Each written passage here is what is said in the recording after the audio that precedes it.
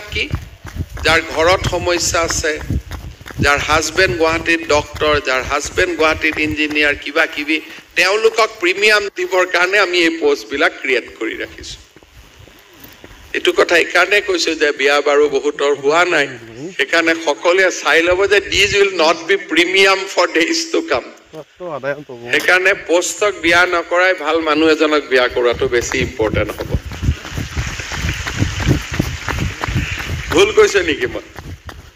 কিছুমানে পোষ্টক বিয়া কৰাই দিয়ে,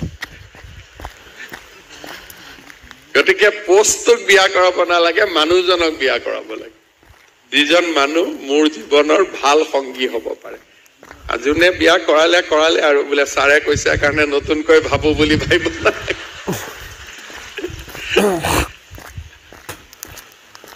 বিয়া কৰোৱা কিমানজন আছে হাত দাঙকচোন। আৰু বিয়া নকৰোৱা বাপৰে। চলো এটলিষ্ট মোৰ এডভাইচটো অলপ কামত আহিব। সকলোকে আকৌ এবাৰ অভিনন্দন জনাইছো।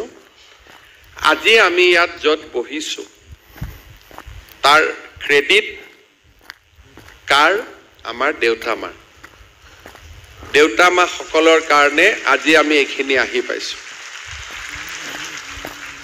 বিয়া হ'ব, ল'ৰা ছোৱালীও হ'ব, কিন্তু দেউতা মাৰ প্ৰতি আমাৰ দায়িত্ব কোনেও পাহৰিব নালাগে।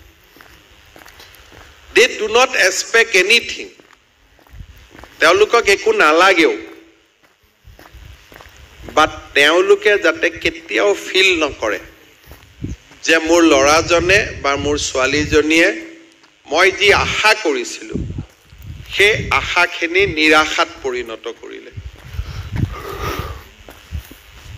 বিয়া কৰাম, শহুৰ শাহু হ'ব, চব হ'ব, কিন্তু দেউতা মাই থাকিব। দেউতা মাক আৰু পৰিৱৰ্তন নহয়।